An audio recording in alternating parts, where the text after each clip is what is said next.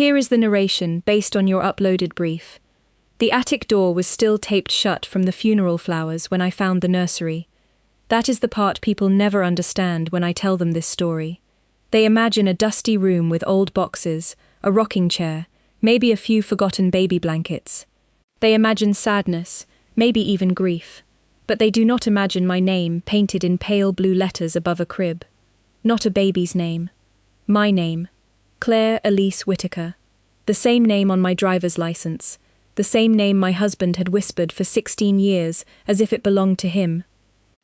I stood there with one hand on the attic railing and the other pressed against my chest, staring at a room that should not have existed inside the house where I had lived, cleaned, cried, cooked, graded papers, and slept beside a man I thought I knew. My husband, Daniel, had spent years telling me the attic was dangerous. "The floorboards are weak," he would say. "There's old wiring up there. Don't go poking around, Claire. One fall and you'll break your neck." He always said it gently. That was Daniel's gift. He never sounded controlling. He sounded protective. But 3 weeks after his funeral, when the lawyer called about a sealed bank account, and a stranger from a private trust office said my name had been attached to a property file since childhood, I began to understand something I wish I had never needed to learn. Sometimes protection is just a softer word for prison. Good day, dear listeners. It's Mia again. I'm glad you're here with me. Please subscribe to my channel and like this video. And also let me know in the comments which city you're listening from. That way I can see how far my story has traveled. My name is Claire Whitaker.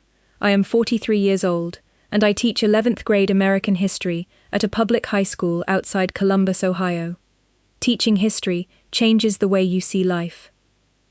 You learn that very little happens all at once. Revolutions begin as small complaints. Betrayals begin as small omissions. Wars begin long before anyone fires a shot.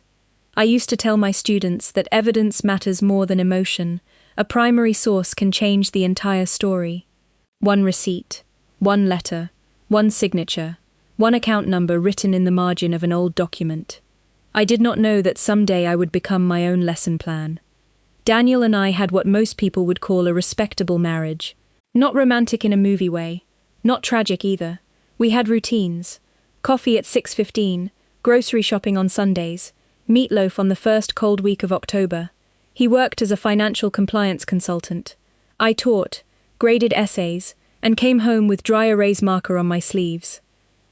We lived in an old Victorian house on Maple Ridge Road that had belonged to Daniel's family. It was too big for 2 people, but he said selling it would break his mother's heart. His mother, Eleanor Whitaker, had been dead for 9 years, but somehow she still seemed to own every room. Daniel's family was polite in the way old money teaches people to be polite. They never raised their voices, they never said cruel things directly, they only made suggestions that left bruises. His older brother Marcus was an attorney with silver hair and cufflinks engraved with his initials. His sister, Bethany, chaired charity boards, and smiled like she was posing for a portrait. They treated me as if I were a guest who had stayed too long. I came from a different kind of family. My father drove a school bus after the factory closed. My mother worked at a county library. We did not have trusts or family offices or framed oil paintings. We had casseroles, hand-me-down books, and envelopes of cash tucked away for emergencies. Maybe that is why I mistook Daniel's secrecy for privacy. Wealthy people, I thought, simply had more closed doors. The attic was one of them. The door sat at the end of the second-floor hallway, narrow and painted the same cream color as the wall. When I first moved in, I asked what was up there. Old insulation, rodent droppings, nothing worth seeing, Daniel said. His answer came too quickly, but I was newly married then, still trying to be reasonable. A marriage is like a classroom at the beginning of the year. You set expectations. You choose which disruptions matter. You decide what to challenge and what to let pass. So I let the attic pass. Years went by. The first warning sign came through the mail. A plain white envelope from Lakeview National Bank arrived one Tuesday in March. It was addressed to me, not Daniel, which was rare. He handled our finances. Not because I could not, but because he insisted it was easier. Inside was a notice about a safe deposit box renewal. Box 417. I remember standing at the kitchen counter with a stack of student essays beside my elbow, reading that number again and again. The notice said the annual fee would be deducted from an account ending in 8821. I did not have an account ending in 8821. When Daniel came home, I handed him the letter. He looked at it for maybe 1 second too long. Then he laughed. "Bank error," he said. "These old local banks are terrible with records. It has my name on it. There are other Claire Whitakers. With our address." He smiled, came around the counter, and kissed my forehead. "I'll call them tomorrow." That was Daniel. He never snatched things. He absorbed them. He made your questions feel slightly embarrassing. The next week, the letter disappeared from the drawer where I had left it. When I asked, he said, "I shredded it. No need to keep bank junk." A good teacher knows when a student is lying. It is not always in the words, it is in the change of rhythm, the sudden neatness, the over-prepared explanation. Daniel had always been careful, but after that letter, he became careful in a different way. He began taking calls in the driveway. He changed the passcode on his phone and said it was a work security requirement. He started paying contractors in cash for small repairs around the house. Once, I walked into his office and found him holding a faded photograph. When he saw me, he slid it under a folder. "Old family stuff," he said. I asked to see it. He said, "It would only bore you." That sentence stayed with me. It would only bore you. Not "it is private," not "I will show you later." It would only bore you, as if he had already decided what parts of my own life I was allowed to find interesting. Then came the attic noise. It was late April, after a storm.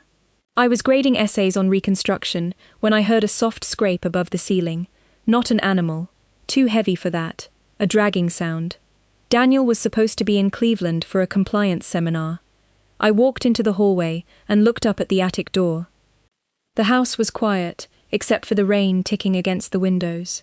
Then my phone buzzed. "Daniel. Are you upstairs?" he asked. I froze. "How did you know I was in the hallway?" There was a pause. "I just called the landline and you didn't answer. Figured you were away from your phone." We did not have a working landline. I said nothing. His voice softened.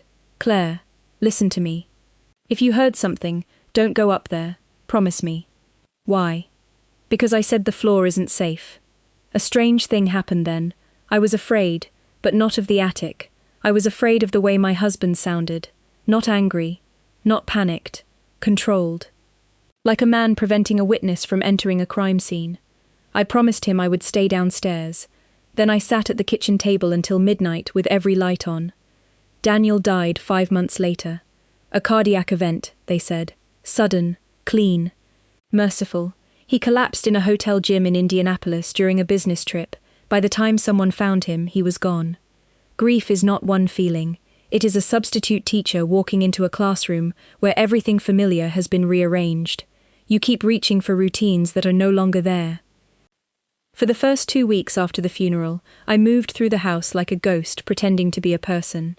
I wrote thank you cards. I returned casserole dishes. I sorted Daniel's ties by color because I could not bring myself to throw them away.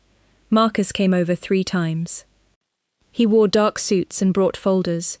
"Claire," he said at the kitchen table, "Daniel's estate is more complicated than you realize." "How complicated?" He folded his hands. "There are debts, tax exposures, shared liabilities connected to the house. It may be best if you sign a limited authorization so I can clean things up before they become burdensome." I looked at the document. It was 7 pages long. "I'd like time to read it." "Of course," he said, but his smile thinned. "Just don't wait too long. Probate punishes hesitation." That was the second sentence that stayed with me. Probate punishes hesitation. I had taught enough history to know that powerful people often disguise threats as advice. I did not sign.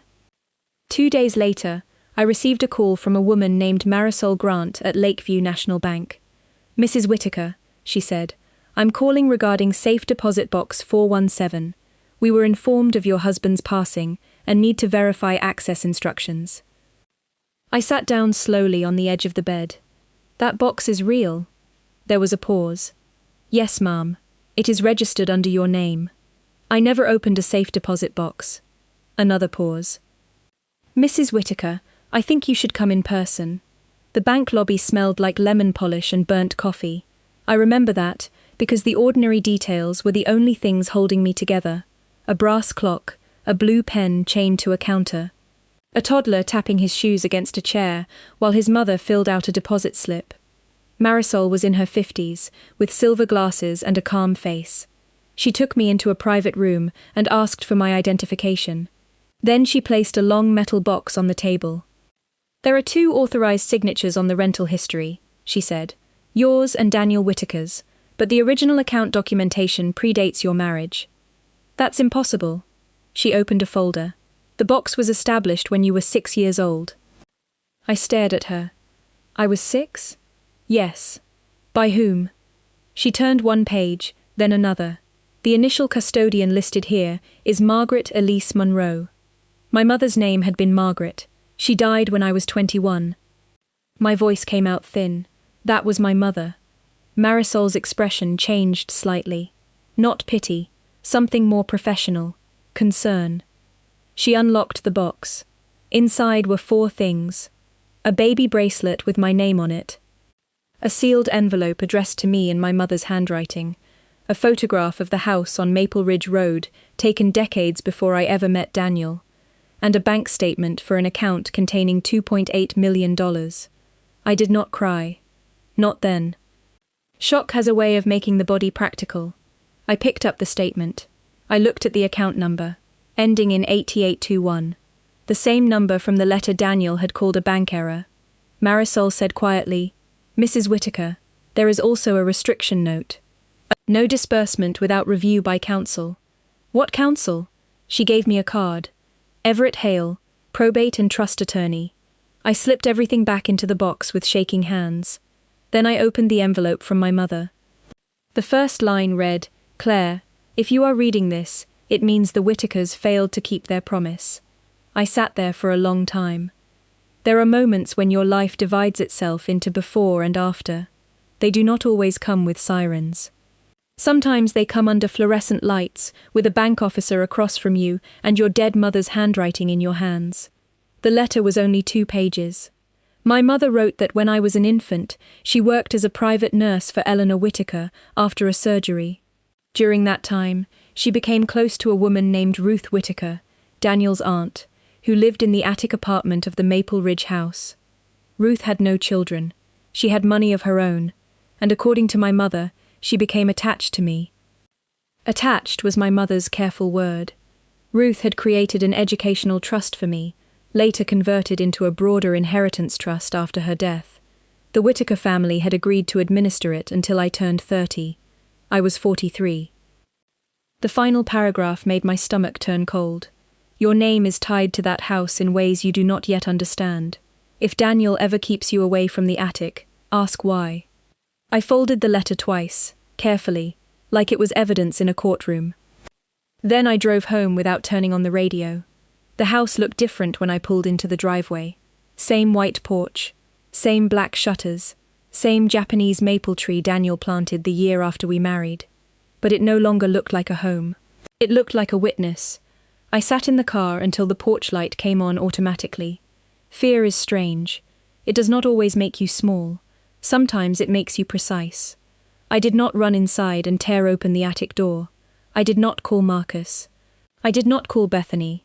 I did not post anything online. I did what I taught my students to do when examining a difficult source. I considered who wrote it. I considered who benefited if it stayed hidden. Then I made a list. At the top of a yellow legal pad, I wrote 3 questions. Why did my mother know the Whittakers? Why did Daniel keep me away from the attic? Who had been using my name for 37 years? The next morning, I called Everett Hale. His office was in a converted brick building downtown, the kind with old radiators and framed maps on the walls. He was older than I expected, maybe 70, with white hair and a voice like paper being folded. He read my mother's letter twice. Then he removed his glasses. Mrs. Whittaker, he said, before I answer anything, I need to ask whether you have signed documents for Marcus Whittaker. No. Good. The word landed heavily. He reached into a file cabinet and took out a folder already labeled with my name. "You knew about me." "I knew of you," he said. "Ruth Whittaker hired my firm before I joined it. I inherited several dormant trust files when my partner retired." "Dormant?" "Not inactive, suppressed." That was the first time I heard the word. Suppressed. Everett explained slowly. Ruth Whittaker had created a trust for my benefit in 1989. It included cash assets, stock holdings, and a future interest in the Maple Ridge property. The trust was supposed to fund my education, then transfer partial control to me at 25 and full control at 30. Instead, someone had filed documents claiming I could not be located. "But I married into the family," I said. "I lived in the house." Everett nodded. "That is what makes this troubling." He pulled out copies of annual trustee reports. Each one listed administrative fees, maintenance expenses, consulting costs, and beneficiary search efforts. Beneficiary search efforts. For me, while I was sleeping under the same roof as one of the trustees, the reports bore Daniel's signature, and Marcus's. I remember looking at those signatures and feeling something colder than grief. Grief says, I lost someone. Betrayal says, perhaps I never had him. Everett did not rush me. Good lawyers, like good teachers, know the value of silence. He let the facts sit on the table until they became impossible to ignore. "What do I do?" I asked. "You document, you preserve, you do not confront them alone, you do not remove items from the house without photographs, you do not speak by phone unless you can legally record in your state or have a witness. You forward me everything. Am I in danger?" He chose his words carefully. "You are in a position where people who benefited from your ignorance may feel exposed." That was answer enough. I drove home with a scanner app on my phone, a new lockbox from an office supply store, and instructions not to enter the attic until Everett arranged for a contractor to inspect the floor. But when I reached the second-floor hallway that evening, the attic tape was broken. Someone had been inside. The old brass latch hung loose. For 1 full minute, I stood there listening. The house breathed around me, pipes settling, wind in the eaves, my own heartbeat. Then I backed away and called Everett. He sent a retired police detective named Nora Bell the next morning. Nora was compact, grey-haired and direct. She wore work boots and carried a flashlight that looked heavy enough to break a window. The contractor tested the attic stairs first. "They're fine," he said. "Old, but solid." Every lie Daniel had told me seemed to creak under my feet as we climbed. At the top, Nora shined her flashlight across a narrow storage area packed with trunks, sheet-covered furniture, and banker's boxes. Then we saw the second door. It was tucked behind a row of cedar wardrobes. Small, painted white, locked. Nora photographed it before touching anything. The key was taped behind the nearest wardrobe. Inside was the nursery. Not abandoned, preserved. The crib was white iron, a mobile with tiny paper birds hung above it, stiff with dust. There was a rocking chair near the window and a small bookshelf filled with children's books from the 1980s. On one wall, faded blue letters spelled my full name. Claire Elise Whittaker. Not Monroe, Whittaker. I stepped closer, unable to breathe properly. On the dresser lay a framed photograph of my mother holding me as a baby beside Ruth Whittaker. Ruth was tall, elegant, serious. Her hand rested on my mother's shoulder with an intimacy that did not look casual. Nora found the file drawer. Inside were adoption petitions that had never been finalized, medical records, trust amendments, and letters from Ruth to my mother. The story unfolded in pieces. Ruth had wanted to adopt me after my father lost his job and my parents struggled financially. My mother had refused to surrender me, but allowed Ruth to establish support for my future. Then Ruth became ill. She died suddenly before the legal arrangements were completed. The Whittakers had stepped in as trustees, and somehow, 20 years later, Daniel married me. I sat on the nursery floor with dust on my black pants and my dead husband's betrayal rising around me like smoke. Nora said, "Claire, you need to see this." She held up a more recent folder. Inside were surveillance photographs of me from before Daniel and I met. Me leaving the high school where I taught as a young substitute, Me at a coffee shop. Me walking into my apartment building. The oldest photo was dated 6 months before our first date. I felt the room tilt. Daniel had not met me by chance. The man I married had been assigned to me like a project.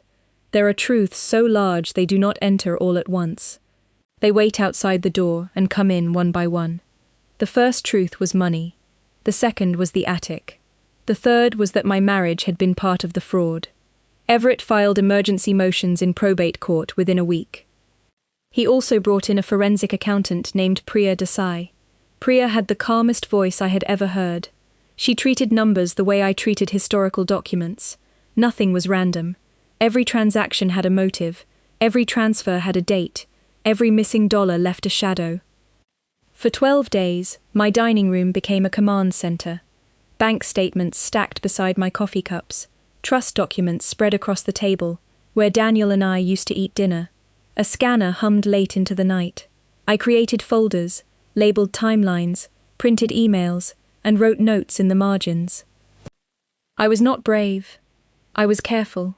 Priya found the first major proof in an administrative fee schedule from 2007. Whitaker Compliance Services had billed the trust $18,000 a quarter for beneficiary location and welfare review. Daniel owned Whitaker Compliance Services. He was charging my trust to pretend to search for me after he had already started dating me. Then Priya found transfers to Marcus's law firm. Then payments to Bethany's nonprofit. Then repairs billed to the trust for the Maple Ridge house, even though Daniel had told me we paid for those repairs ourselves. The money had not simply been hidden. It had been feeding the family. When Marcus called, I let it go to voicemail. His message was smooth. Claire, I'm concerned you've been speaking to people who don't understand the family context. Daniel would be heartbroken to see you pulled into unnecessary litigation. Call me before this becomes public. Family context. That phrase made me laugh once, quietly, in my empty kitchen. There is always context, but context is not an eraser. 2 days later, Bethany visited. She arrived with a covered dish, as if grief could still be domesticated. I did not invite her in. I stepped onto the porch and closed the door behind me. She looked past my shoulder toward the hallway. How are you holding up? Well enough. Her smile trembled at the edges. Marcus says you're confused. I'm not confused. Claire, you have to understand. Ruth was unstable near the end. She became fixated on your mother. There were fantasies, documents. You know how lonely women can become. I thought of Ruth's preserved nursery, my name above the crib, my mother's letter hidden in a bank box for nearly 4 decades. I know how easily lonely women are dismissed, I said. Bethany's eyes hardened, but her voice stayed soft. There are reputations involved. There are crimes involved. She leaned closer. Be careful. People may start asking why Daniel kept things from you. They may wonder what kind of wife doesn't know her own household. There it was. Not a threat of violence. A threat of humiliation. I had seen that tactic before in history. When facts are dangerous, powerful people attack the witness. I looked at her and said, every conversation with me goes to my attorney now. Then I went inside and wrote down every word. The point of no return came from Daniel's old office. I had avoided that room as long as possible. It still smelled like him, cedar, paper, and the sharp mineral scent of his aftershave. His desk was locked. Nora opened it with a key found behind a loose baseboard. Inside the bottom drawer was a black notebook. Not a diary, a ledger. Dates, names, payments, notes. Beside my name, Daniel had written, stable, trusting, low financial curiosity, emotionally attached to teaching, unlikely to challenge family authority. I read that line until the words blurred. Emotionally attached to teaching. As if my love for my students was a weakness to be measured. Another entry read, marriage provides proximity and beneficiary management. Beneficiary management. That was what I had been. Not a wife, a risk to be managed. The last entry was dated 3 weeks before Daniel died. M wants authorization signed before estate review. C still resistant. Attic remains exposure issue. Consider water damage claim. Attic remains exposure issue. That was when I understood. Daniel had planned to destroy the nursery. Maybe not himself. Maybe through an insurance claim, a contractor, an accidental leak, but he had known the room was evidence. He had known the room told a story the documents alone could not. Everett read the notebook in silence. Then he said, "We're expanding the complaint." The lawsuit named Marcus Whitaker, Bethany Whitaker Cole, Whitaker Compliance Services, and 2 former trustees. It alleged breach of fiduciary duty, fraud, conversion of trust assets, civil conspiracy, and concealment. Marcus responded within 48 hours. Not with panic, with paperwork. His firm filed a motion claiming I was emotionally unstable after Daniel's death and being manipulated by outside counsel. He attached photographs from the funeral where I looked pale and exhausted. He described me as a grieving widow vulnerable to fantastical interpretations of family memorabilia. Family memorabilia. That was what he called the nursery. Everett slid the motion across the table and watched my face. "I know this is painful."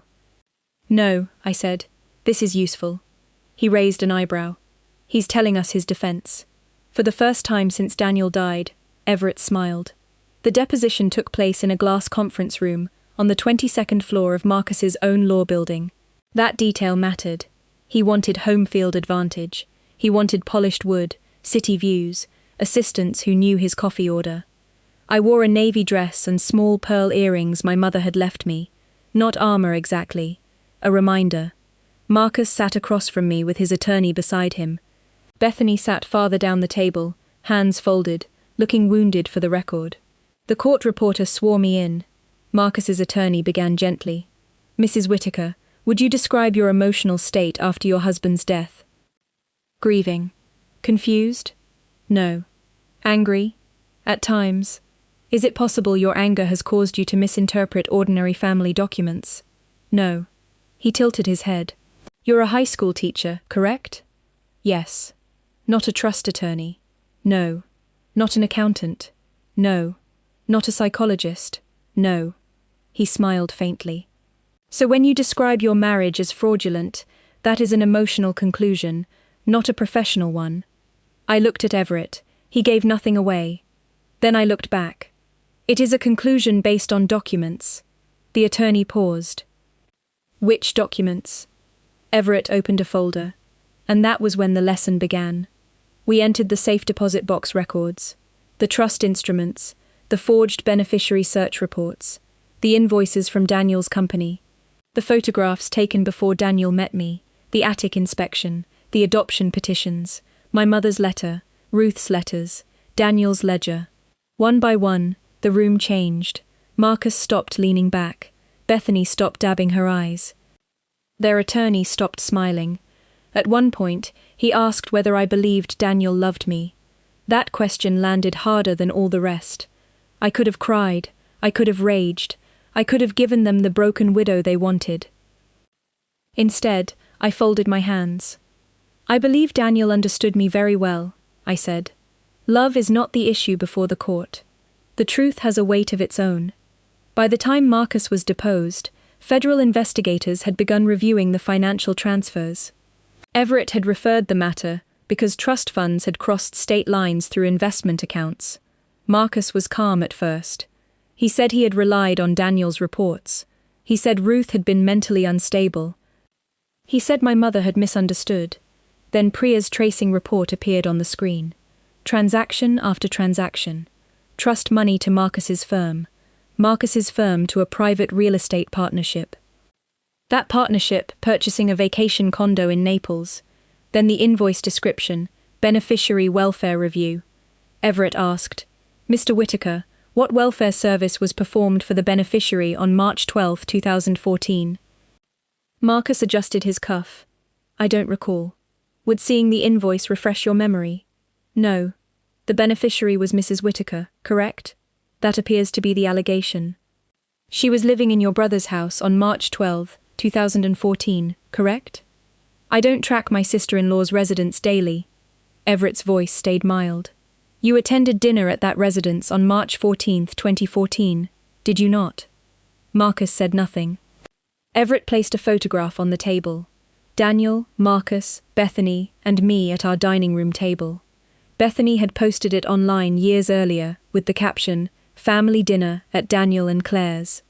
2 days after Marcus billed my trust for searching for me. It is not always the dramatic evidence that breaks a case. Sometimes it is a cheerful photograph someone forgot they posted. Marcus's attorney requested a break. Bethany settled first. People like Bethany understand optics before morality. Her non-profit board had begun asking questions. Donors do not like words like misappropriation and subpoena. She agreed to cooperate in exchange for reduced civil exposure. Her statement confirmed what the documents suggested. Daniel had been encouraged to meet me. At first, the plan was only to assess whether I knew about the trust. Then Daniel realized I was kind, isolated from the Whittaker world, and easy to keep financially separate. Bethany claimed she thought he truly loved me later. That may have been the cruelest sentence of all. Later. As if love could grow cleanly from surveillance. The court hearing happened on a rainy Thursday in November. Probate court is not like television. There are no dramatic gasps, no judge pounding a gavel while villains confess. It is fluorescent lights, files on carts, attorneys whispering, and ordinary people waiting for their family tragedies to be translated into procedure. The judge had grey hair and tired eyes. Everett presented the emergency petition to remove the remaining trustees and freeze all trust-related assets. Marcus's attorney argued that the matter was complex and that freezing assets would be premature. The judge listened. Then Everett handed up Daniel's ledger. I watched the judge read the line about me. Stable, trusting, low financial curiosity. Her face did not change, but something in the room did. She looked at Marcus. Counsel, are you asking this court to leave assets under the control of parties who described the beneficiary as a management problem while billing her trust to locate her? Marcus's attorney stood. Your Honor, that characterization. The judge raised one hand. I have read enough. The freeze was granted. The trustees were removed. An independent fiduciary was appointed. For the first time in my adult life, the machinery built around my ignorance stopped moving.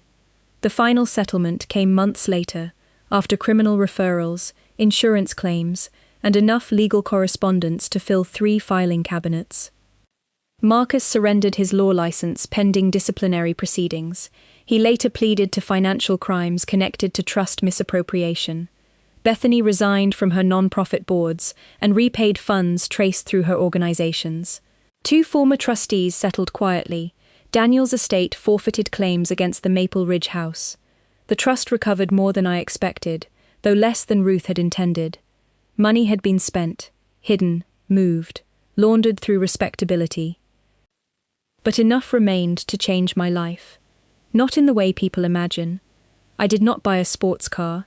I did not move into a mansion. I did not stand on the courthouse steps and make speeches. The first thing I bought was a new deadbolt. The second was a small house 20 minutes from school, with a sunny kitchen and a backyard large enough for tomatoes. I sold Maple Ridge after preserving every document and photographing every inch of the attic nursery. A historical preservation group bought the house. I could not live there, but I did not want it erased. The house had held too many secrets. It deserved, at last, to tell the truth. On the day I left, I stood in the attic one final time. The nursery was empty, except for the painted name on the wall. Claire Elise Whittaker. I had spent months hating those letters. Then, slowly, I understood something. Ruth had not written them to trap me. She had written them because she wanted me claimed by safety, not by greed. So I touched the wall and whispered, I know now. My life became quieter after that.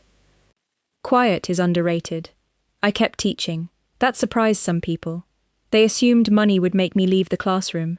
But teaching had never been a consolation prize. It was the place where I still knew how to be useful. I paid off my parents' old debts. I created a scholarship for students aging out of foster care who wanted to study history, law, social work, or accounting. I named it after my mother and Ruth together. Margaret and Ruth.